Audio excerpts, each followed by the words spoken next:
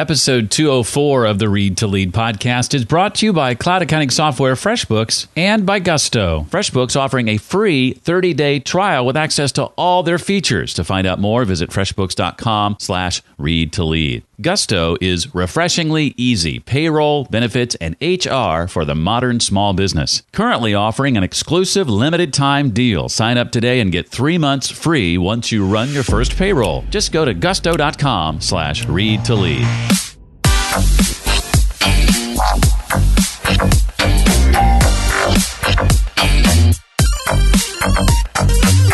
I've always been an ambitious guy, and so I've always leaned on just having a little more coffee, staying up a little bit later, working a little bit harder. The problem with that strategy is that it works, but you can't do that forever. If this is your first time visiting the Read to Lead podcast, welcome. If this is not your first time, welcome anyway. Hi, I'm Jeff Brown, and I believe that if you desire to achieve true success in business and in life, then intentional and consistent reading is an absolute must. Now, the Read to Lead podcast is not only going to help you narrow this important reading list, but bring you key ideas and valuable insights from some of today's brightest minds, people I consider our most successful and inspiring authors, folks like Jeff Sanders. He'll be joining us in just a moment, and he's the author of a brand new book out today called The Free Time Formula: Finding Happiness, Focus, and Productivity no matter how busy you are. And I'm going to ask Jeff to share about methods for filtering all the incoming stuff, the invitations, the new ideas and projects, help with blocking distractions to ensure your important work gets done, how you can schedule a sabbatical even if you work a full-time job, and much, much more. If you've heard last week's episode, then you likely know that that's not a very easy kind of episode to do. And I am so very thankful to each and every person who reached out to me via email or phone just to encourage me. And it was so very humbling and uplifting to hear from the number of people that I've heard from this last week. So if you were one of those, thank you so very much. A couple other folks who I would quickly like to say thanks to because they make a podcast like this one possible are the folks at Gusto and cloud accounting software FreshBooks. Most small businesses don't have an HR expert, but you don't need one to use Gusto. With great software like Gusto and their great service, you can focus on your business, not things like payroll and paperwork. You no longer have to be a big company to get great technology, great benefits, and great service for your team. With Gusto, you've got one login and one password to remember. Things like tax payments, filings, and forms become automated. Their payroll truly is flexible with unlimited payrolls, off-cycle payrolls, multiple states, multiple schedules, and pay rates, and on and on and on. And ditch the HR spreadsheets. Gusto helps you onboard employees, manage time off, and stay compliant. And the best news of all is Gusto is offering right now an exclusive limited time deal. When you sign up today, you get 3 months of Gusto free once you've run your first payroll. If you'd like to find out more about this, go to this special link. It's gusto.com/read-to-lead. Well, with tax season here, there is a good chance that you may be trying to dig your way out from underneath a pile of receipts and spreadsheets. If that's a common theme for you this time of year, then do yourself a huge favor and stop all that digging before you completely disappear under that abyss of paperwork by going out and checking out FreshBooks cloud accounting software at freshbooks.com/read-to-lead. Now, not only is FreshBooks going to save you a ton of time and stress, things that Jeff and I will be talking about here in just a moment, but it might actually change the way you feel about dealing with your taxes, if you can believe that. One of the things I personally love about FreshBooks is it makes sending my accountant the things he needs super simple. Things like pulling together a profit and loss summary, expenses for the year, all that stuff is as simple as a few clicks in FreshBooks. And one of my favorite things about FreshBooks is I've connected my business debit card to FreshBooks. So every time I use that card, that expense gets tracked by FreshBooks automatically. And best of all, it's made especially for people like you and me. Well, I'll speak for myself. For people like me who don't like dealing with numbers and their taxes. And right now, FreshBooks is offering a 30-day unrestricted free trial where you get access to all the features inside FreshBooks. To claim it, just go to freshbooks.com/read-to-lead. That's freshbooks.com/read-to-lead and enter read to lead in the How Did You Hear About Us section. Jeff Sanders is a keynote speaker and author of at least one book you're probably familiar with. It's one we featured just over a couple of years ago here on the podcast, episode 107, a book called The 5 a.m. Miracle. And he's also the founder of the Rocking Productivity Academy, or I guess I need to say it the cool way, the Rockin' Productivity Academy. Jeff is also the host of the 5 a.m. Miracle podcast, a podcast I am constantly chasing. Ranked number one in iTunes in the self-help and business categories, has been nominated for 5 podcast awards and exceeded 5 million downloads. He is a plant-based marathon runner and a personal development junkie. And every week you can find Jeff writing and speaking at his website, jeffsanders.com. Now, his brand new book is called The Free Time Formula, Finding Happiness, Focus, and Productivity, no matter how busy you are. Jeff, it is so exciting to have you back here after a 2-year hiatus on the show. So welcome back. Well, thanks, Jeff. Yeah, I'm excited to be back. It's always good to be on this show. I love it. I listen to your podcast as well. I have since day one, so it's been great. I want to toss out sort of a book-specific question to you here first. Now that you've turned out book number 2, does it get any easier, or is it just as hard as it was the first time? I would say it actually does get easier in terms of how I write books now. In that sense, like I have kind of figured out a way that I like to write. So this book was written a lot faster than my last. Actually, I've written 2 books before this. The first one was never published, so that one might stay in the dark ages forever. But beyond that, like I have enough practice now of writing books that I think I've got to a good rhythm of figuring out how to say what I want to say quickly, and how to stay focused in the time that I'm writing. Because these kinds of books, I mean, they could take a year or more to write if you really wanted to space it out. But I knocked this thing out in about 2.5 months. And that was really like some very intense couple of months. But I think that's the way I like to write. And it worked out pretty well. Well, as I read it, one thing I noticed was the writing style. I really liked your style of writing. I don't know if you've noticed an ebb and flow in just that at all in the last few years, but I found it fun to learn from you, I guess is the best way to put it. Yeah, that's that. I mean, the writing style, I think, is really just my way of I'm trying to write in a way that is helpful. I think that's what I thought the whole time I was writing. I was thinking, how can I be as clear as possible? How can I say what I want to say as quickly as possible? How can I do so in a way that's helpful? And I think that has really kind of helped me stay more approachable. Like I didn't want to sound like an academic or sound like I'm just like, hey, I'm an author writing a book. Like, listen to me. It was much more like, hey, like I have some things that I would love to share with you. Like, let's talk about it. And I think that came across in the way that I wanted it to. Well, Jeff and I live in the same town, and we see each other at various events. But I learned something about Jeff early on in the book that I'm not sure I remembered hearing about before. Jeff, is it possible that the guy who writes the free time formula is the same guy that ends up in the ER because of stress? Yes, that's the story. I don't like saying that, but yeah, that's the case. I think this is one of those, like, this was my moment in my life where everything shifted. Up to this point in my life, I'm 33. I've never had any major health problems. I have always been the very ambitious guy, the 5 a.m. wake up guy, the marathon running guy. But last year, about this time last year, it was probably in the spring-ish time of 2017, I was working a lot and loving what I was doing. I took on a lot of new projects and I was really excited about them. But I overbooked my own calendar. And then, of course, in the middle of life, things popped up that I didn't see coming. And then I had no space in my calendar to address those things that popped up. And so I got really stressed out really fast and then found myself just scrambling like crazy for a couple of months.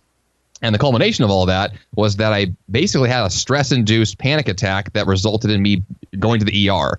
And what the official word was I had an esophageal spasm, which means I choked on some food that I was eating, and I could still breathe, but I felt like a heart attack was happening. Like it was a really intense pressure in my chest. And so I had to ride an ambulance, go to the ER, have the chest X-rays and the whole deal. And the doctor said I was fine. He's like, you're healthy. You're just killing yourself. So stop doing that. And so that was my story of just wait a minute, I need to change something. I can't continue at this vigorous pace I'm going. And I think that, for a long time in my 20s, I could go at that pace without any major repercussions. But I guess, I don't know, I'm older now. Things are changing. So it's one of those realizations that I have to change if I want to really be able to sustain this kind of lifestyle long term. Well, I've always considered you an ambitious guy, and you've obviously done well. Would you say this is an example, that story you just described, an example of how ambition can backfire if you're not careful? Oh, certainly. I think that I've always been an ambitious guy, and I've always thought that, if I just push harder, that would be the answer to getting the next thing I wanted. And so I've always leaned on just having a little more coffee, staying up a little bit later, working a little bit harder. And the problem with that strategy is that it works. And so you get results, right? It actually does pan out and you do make progress, but you can't do that forever.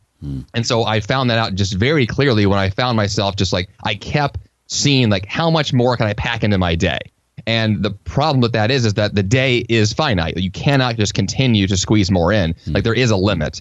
And so I hit that limit and it backfired on me in a very vigorous way, and a way that I never want to have happen again. And so it's just that realization that if you want to have let's call it an ambitious pace at life, there has to be a way to have the ambition, but then intentionally build in the brakes and the margin that allow you to replenish, what you need to get back into it again later on. Well, let's talk a bit about margin. How do you define free time exactly, Jeff? And how is it that many of us have more of it than we think we do? Well, the way that I discuss free time in the book is a way that it really dawned on me probably last year about the whole concept of having time and wanting to be able to get the time I need to take a break. And I was thinking about this from the concept of, well, if all of my time is available for me to kind of pick and choose what I want to do, in reality, I don't have like work time and then a little free time on the side. All of my time is actually free time. And so that's how I approach it, is that every hour of every day is up to me. And I get to decide what to do with it. And that's the case even if you have a full-time job and a mortgage and kids. Like, it's still true that all of your time is your own. We just need to make the decisions about like how that time is spent in a way that is most effective. And so instead of thinking of it as, I have all these obligations and then maybe I'll have an hour for Netflix tonight, it's more along the lines of, if all of my time is up to me, how can I reframe my entire life to ensure that I'm going to get the most out of my day? And with that perspective, like, I don't view kind of the fringe hours, as free time. Those are really time for me to replenish, or just time to balance out the work that I did earlier in the day. And so in that sense, free time to me is all the time I have. Now, what am I going to do with it? What's the best way to balance out my whole life? And how does that result in me at the end of the week having accomplished the goals that I wanted and still have the rest that I needed to be able to sustain that for the next week? And more specifically, Jeff, talk about flexibility over control and the necessity of what you call, I think it's underbooking your calendar. Yeah, I think that's a strategy that I realized it hit me like a ton of bricks once I realized it, is that I have always tried to, schedule my time in a way that says, okay, well, tomorrow I'll have, let's call it an 8-hour work day. And so I'm going to schedule 8 hours of work. But that doesn't work because there's so much that pops up. There are so many things we can't predict.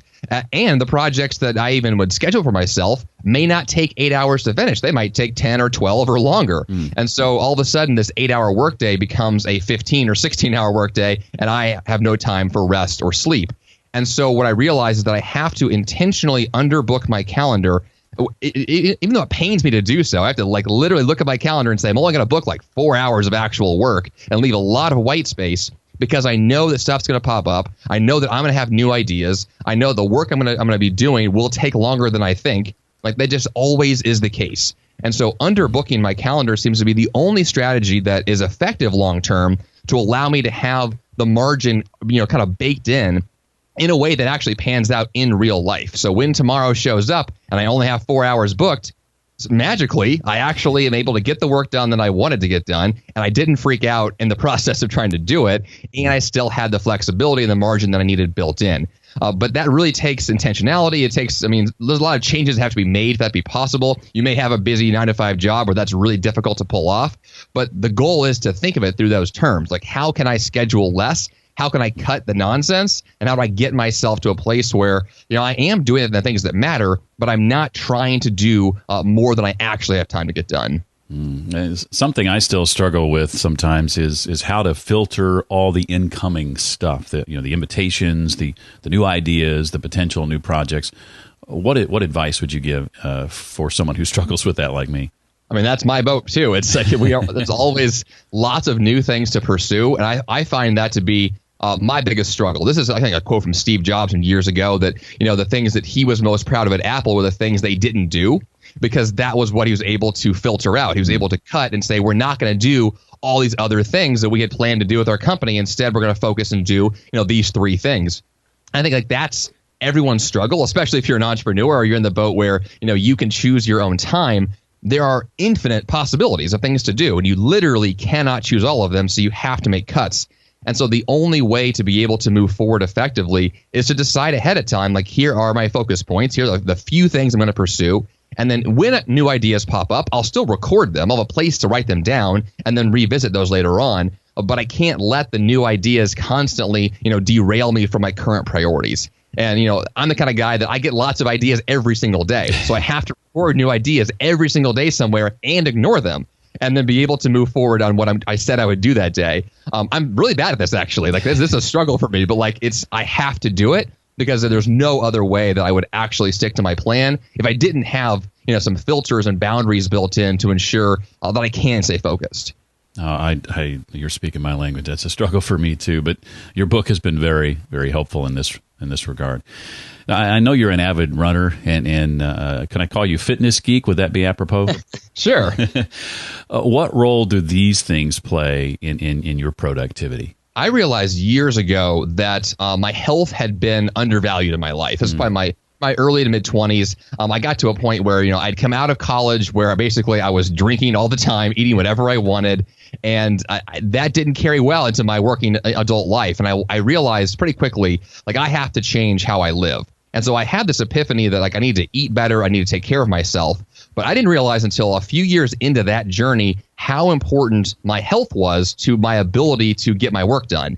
And that connection blew my mind. And I realized, wait a minute, if I am healthy, if I'm running marathons, if I'm eating a healthy diet, if I'm really prioritizing my health, then I take a lot of extra energy and enthusiasm and vibrance to my work. And then I'm able to get more work done faster. The quality bar goes up. It's amazing how many things happen because I'm healthy when I come to my workday.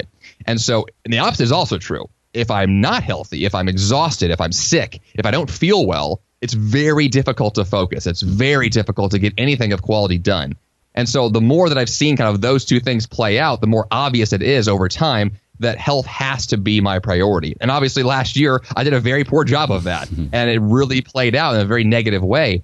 And so there's just this, there's reminders in life that when we take care of ourselves, we can actually be our best, then we bring that to our work, and then our work improves and we can get more done faster. And then we have even more time to take care of ourselves or have the margin we need. And so I think that it all kind of plays together as one really nice rhythm where you can prioritize your health and then let that lead into the work you're doing. How wonderful is it that you have leveraged that event in your life from last year and found the silver lining in it to help the rest of us. I really appreciate that about you. Jeff talks about this addiction, the number one addiction, he says, that 90% of us, at least Americans, suffer from. Jeff, what is that addiction, and how can we successfully break it? It's one that I'm actually enjoying right now, which is coffee. You and me both. Which is kind of funny to me because I think for a long time, I've been kind of a coffee drinker since I was probably 14 years old. And it never really hit me that coffee was an addiction until I found myself kind of in that same vein of working way too much and then relying on coffee as my crutch to get myself through the day. And so I've seen, plenty of examples over the years of, I'll drink too much coffee and then the next day, I can't sleep well. And so I'm extra tired. So I have more coffee and this trend continues. So I had this realization probably 6 months ago, or during the process of writing the book, where I was going to take 30 days off of caffeine, which is a kind of a shocking and horrible thing to think about if you love coffee. And this is one thing I actually talked about this on Facebook. I was asking people, have you ever done a break from caffeine and how did it go? And people were either saying, I would never try that, or I've done it and I will never do it again. It's these horrible stories. But I tried it. I did 30 days of no caffeine. And the first 2 weeks were rough. I slept a lot. I was really tired. Well, what I realized in those 30 days was that coffee was definitely a crutch for me. I definitely do not need as much as I was consuming. I had let my tolerance level kind of get to a point where I had to drink a lot more every day to feel the same effects. Like, it's just the typical things you see with any kind of addictive behavior. And most of us do this. Most people in America especially drink coffee every single day without question. Like, there's a lot of things we'll give up, but for some reason coffee is not one of those. And I feel like if you want to be your best self and you want to be productive, you have to be willing to admit to yourself all the areas of your life that could be improved. And I saw that very clearly myself, that caffeine was definitely a crutch that had to be addressed. And so I did that. 30 days off. Let's see what happens. And when I came out of that 30 days, I very slowly began to integrate coffee back into my life, to the point now where I maybe only will have 1 or 2 cups max per day, whereas before I was having 4 to 5 cups of extra strength coffee a day. Like, the difference in caffeine levels is enormous. And I don't need it. Like, I just don't need to have that extra stimulus every day. And it becomes a major problem as opposed to a solution. And if I want to be my best and be productive and sustainably, like, continue that long term, that I can't have things in my life that I can't reliably do every day that are allowing me to be my best self. Well, I know you love books, and in the last year, I've enjoyed a lot of great books on how to work in a more focused way. Books like Deep Work by Cal Newport is a favorite of mine. I think it's one of yours as well. Definitely. How do you suggest we block distractions so that we can better get important work done? What are some tactics we can leverage from your experience to block those things out? One of the things that I saw, like with the book itself, is when I wrote the book, I realized that, I work from home and I cannot write at home. For some reason, like, it's the worst place in the world to focus. I've got my dog here. My wife works from home. There's a lot of distractions here. I could do the laundry if I wanted to. There's television, like, whatever it is that's here. It doesn't matter what it is. I can find a reason to not do my work and do anything else. So with the book, I decided I'm going to go to a library here in Nashville and just kind of hide myself in the corner and just write for as many hours as it takes every day till it gets done. And it blew my mind just how focused and effective that was. Like, I was able to, go to a small place in the library, hide away from every other person that was there. I had my coffee, I had my snacks, I had a bathroom, I had Wi-Fi. Like, I had all I needed, and that was it. And that was perfect. But I was able to sit down and do my job, work for, let's say, 4 hours, and then leave. And I did that day after day, and it was so powerfully effective. Like, I got so much work done, so few distractions. Now, that's based on the idea that I knew the things that distracted me. I was able to identify, here are the things that pull me away from what I want to do. And then ask myself, like, what's the solution to this? How do I not have that distraction anymore? I mean, simple things like turn your phone off while you're working, or, lock your office door if you have to, or unplug your phone. Back when I had a 9-to-5 job, we had a program for instant messaging, and I actually deleted the program from the computer. And then I had my coworkers like calling me or coming to my office and be like, "Why can't I find you online?" I'm like, "I'm not online. Don't find me. Like, don't look for me." And like, I was doing things intentionally to hide away from other people who I knew were distractions. And so it takes that kind of behavior and that kind of decision ahead of time to say, these are the things that I can identify that throw me off my work, and here's how I can make sure that in certain blocks of my day, those are not distractions. Now, it's not a 24/7 thing. You'll have time for email, you have time for phone calls, time for coworkers, but that can't be all day, every day. Like, there has to be a break somewhere. And so if you can create a focused block of time or a way for you to hide away, it is incredibly effective and very powerful if you want to say, like, here's my one task to get done, let's go get it done and then move on. And I find that works every single time. Well, when it comes to a calendar system, tracking appointments and to-dos and my biggest goals, I use a bit of a hybrid system, a planner along with a digital calendar. I'd love to know what some of your calendar strategies are. We've danced around some of this and hit on a few things here and there, but I'd love for you to dig deeper into what some of your calendar strategies are for scheduling what matters. Do you use a hybrid system or something else? I used to use a day planner probably about 10 years ago, and then I slowly phased it out. And I'm all digital now at this point. And so I use kind of the calendar that comes on my Mac, and then I use a task manager called Nozbe. That's Nozbe. It's a task management program that I use for kind of the little things throughout the day, lots of the smaller tasks that I need to get done but aren't necessarily that important.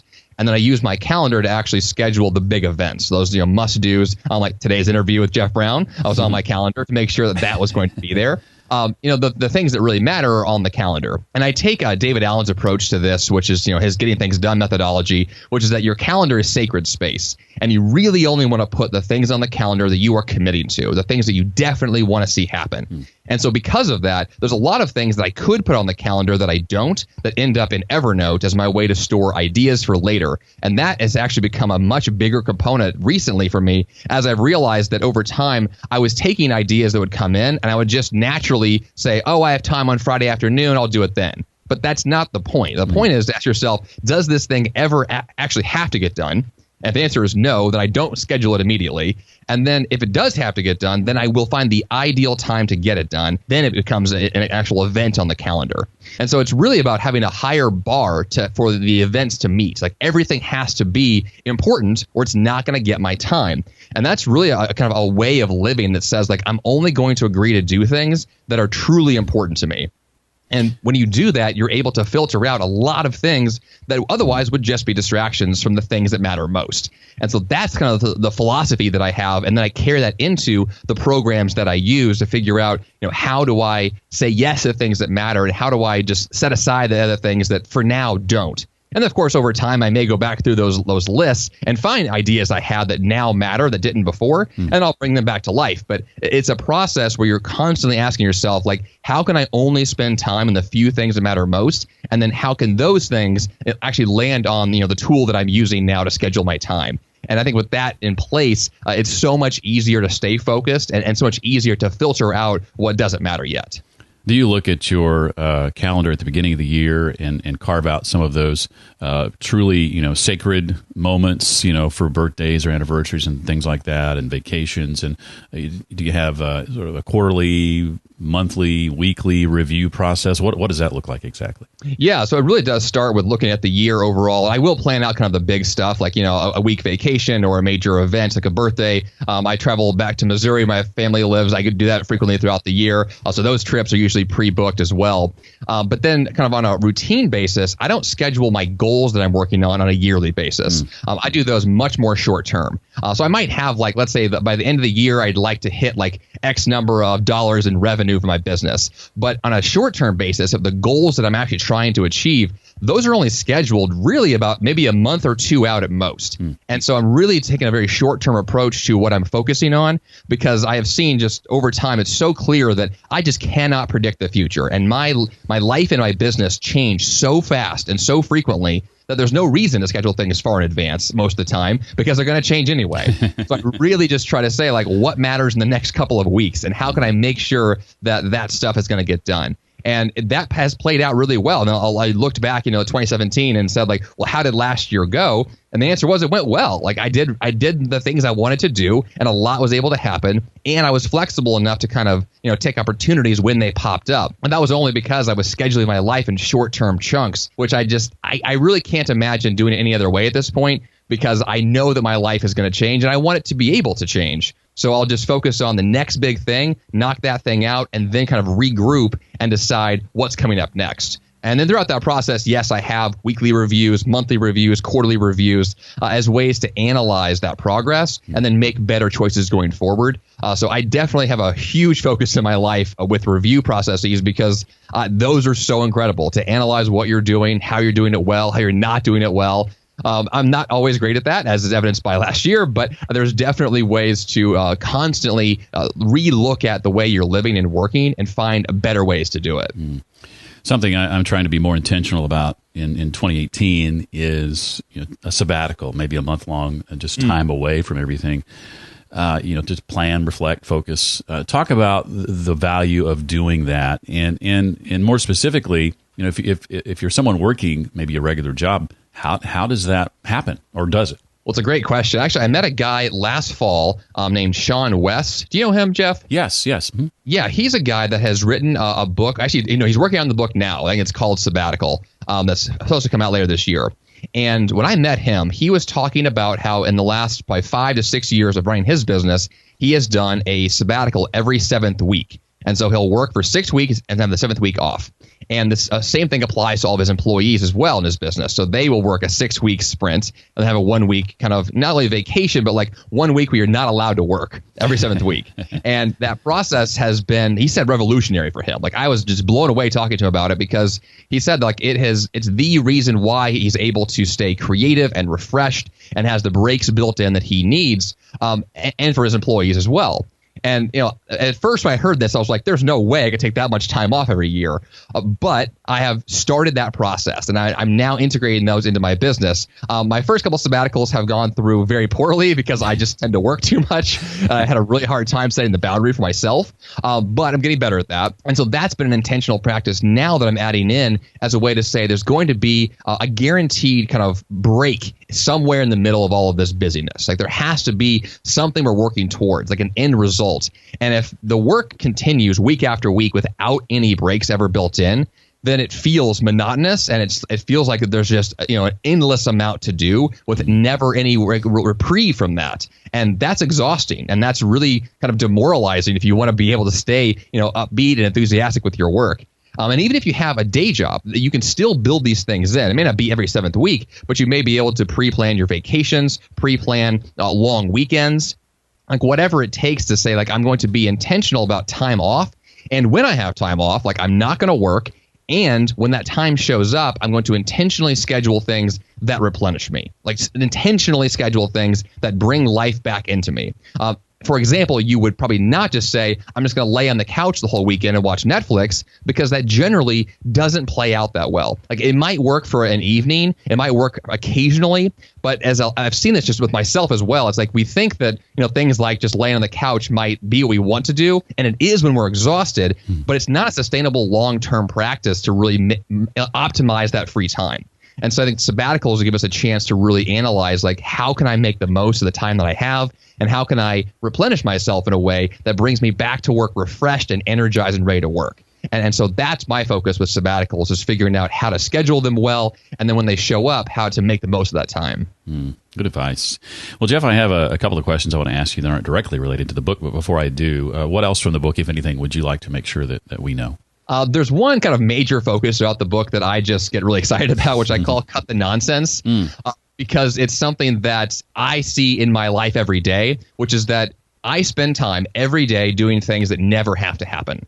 And that bugs me. Like, it really gets under my skin. And so I really want to figure out ways in my own life to make sure that I don't spend time on that stuff that I define as nonsense, right? It's things that literally just are a waste of time. And if I can remove those to the best of my ability, that frees up enormous amounts of time to be able to do anything else. And that's kind of the point. It's like one of the easiest ways to have more free time is to stop doing things that never have to get done. And then automatically you have more time to do the things you want to do. And so I think that that's a major focus that I have had in my own life, and one that I discuss a lot throughout the book, because I think it's just so important to constantly remind yourself that there is something better to be doing than what I'm doing now. What is that thing, and how do I get to it as soon as possible? Well, I mentioned earlier that we had you on before. It was, I think, late 2015 for episode 107.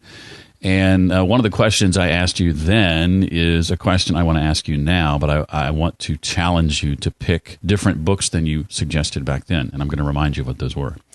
The book you recommended first was Essentialism by Greg McKeown, The Disciplined Pursuit of Less. And you also recommended The One Thing, The Surprisingly Simple Truth Behind Extraordinary Results by Gary Keller and Jay Papasan. So in the last couple of years, since you appeared here before, what books have you read since then, Jeff, that have stuck out to you as being really valuable reads and books that you're glad you found?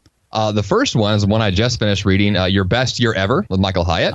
I've been through his course before with that book as well, and I think that now is a good time to go through a book like that, as it's the beginning of the year. And I think it's a great planning perspective. I love the questions he has in the book. I love the filtering way to look at your schedule.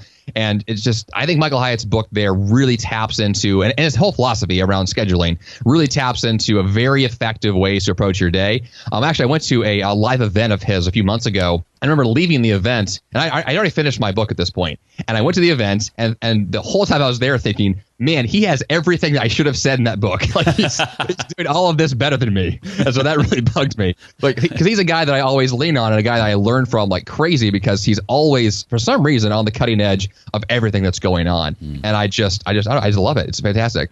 A second book that I've reread recently is The War of Art by Stephen Pressfield. I reread his books probably every year to every 2 years because they're short and they're easy to read and they're super motivational. And they're incredible. The War of Art, the Turning Pro, there's a few others as well, but the War of Art especially is phenomenal if you consider yourself to be a creative person or someone that you want to do your best every day and bring your best self to your job. Stephen Pressfield's attitude and his perspective is so blunt and so in your face, but I love just how clear he is and how direct he is. I think it's a really powerful way to get yourself pumped up to do your best work. Well, Jeff, I know you're doing ever more public speaking. We mentioned your keynote speaking early on, and I think you would agree with this. The art of public speaking and your ability to just relate effectively to other people is probably as important as just about any skill you can hone, I think, if you want to be successful.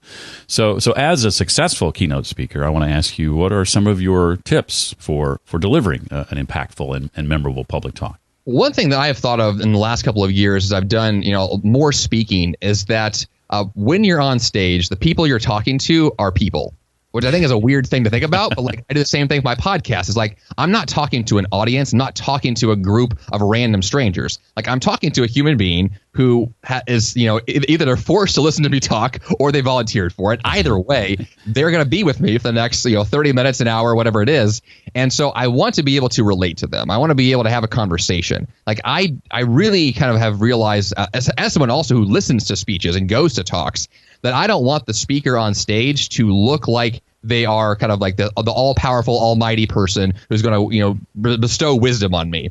I would rather the person have a conversation with me. And so that's the approach that I take, is that I want to be able to talk to someone, like we're friends. And I want to be able to have a real discussion about things that matter and things that are helpful, because I've seen that that's what causes kind of more Q&A afterwards, more questions to come in, more kind of integration with the content. Like people want to learn more because they feel like this applies to me. This guy understands me.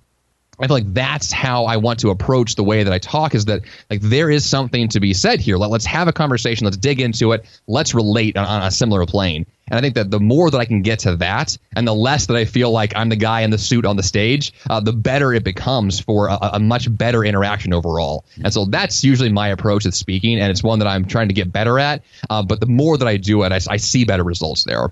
Well, with book number 2 now officially under your belt, I know early part of 2018 will include getting the word out about that book. But as you look further down the road to the remainder of this year, what's ahead that you're able to talk about that you and your team are excited looking forward? Well, I would say the one big thing that will certainly change my entire life is that my wife and I are pregnant for the first time. And so in July of this year, my whole life's going to turn upside down. It's going to be great. So to say that I've planned business projects beyond July is not true. I have not, and I won't. What I have planned is just projects that I want to get done before that happens, and then kind of a new lifestyle that's going to happen afterwards. So I think that for the most part, I may be a stay-at-home, working-from-home dad, which is cool with me. And just I need to figure out how that's going to play into my projects, and how to outsource various parts of my work. So nothing specific that I'm doing this year that I'm going to release, but I know that the way that I'm approaching my work is going to be changing dramatically. I've already seen those changes taking place now. I think this plays into what a lot of people have. Like if you know something's coming down the road, like you can begin to change before that happens. And I've seen a lot of that in myself, and I'm making a lot of transitions now to prepare for a new way of living. And I'm excited about that. I think it's going to provide a lot of insights into ways to be more effective. At this point, it's just a matter of saying, like, I'm going to get done whatever I can, and then from there, we'll see what happens. I wonder if down the road there might be another book that helps new dads in similar scenarios. Well, I mean, there is no doubt that in the last, let's call it 6 years, that the number one question I get that I never answer is, how do you be productive as a parent? I have avoided that like crazy because I don't have the answer. I brought out guests on my own show and talked about that, but I'm excited now to actually have my own advice. So that's really great. Awesome. Well, the book, again, is called The Free Time Formula, Finding Happiness, Focus, and Productivity, no matter how busy you are. His name is Jeff Sanders. Find him at jeffsanders.com. We'll link everything up, of course, in the show notes as well. The book is available now, so go grab it. Buy 10. Do yourself a favor. Give them away to family and friends. Jeff, thank you so much for taking time to be a part of the show. I really appreciate it. Yeah, thank you, Jeff Brown. It's been phenomenal today. If you'd like to connect with Jeff, you can find him over on Twitter at Jeff Sanders TV. That's at Jeff Sanders TV on Twitter. And of course, all the links and resources we talked about, including more information on Jeff's book, can be found at the page created especially for this episode. And you'll find that at readtoleadpodcast.com/204 for episode 204. If you'd be at all interested in joining a book club led by yours truly, a club where we meet virtually at the end of each month to discuss the book we're reading together and help one another apply it to our lives, along with book summaries each month and a private Facebook group for ongoing discussion, then be sure and check out Read to Lead University over at readtoleaduniversity.com. It's just $1 a day to participate, and there's no risk. Try it for 30 days, and if you don't love everything about it, you get your money back. Again, that's readtoleaduniversity.com. Thanks again to our sponsors making this episode possible, FreshBooks, with a free 30-day trial available to you, no obligation, and access to 100% of FreshBooks features free for 30 days. Go to freshbooks.com/readtolead and enter Read to Lead in the How Did You Hear About Us section. Thanks also to Gusto, a refreshingly easy payroll, benefits, and HR solution for the modern small business, where you no longer have to be a big company to get great technology, great benefits, and great service to take care of your team. Sign up today and you get 3 months free once you run your first payroll. Just go to gusto.com/read-to-lead. Well, that does it for this week. I look forward to seeing you next time. Until then, remember, leaders read and readers lead.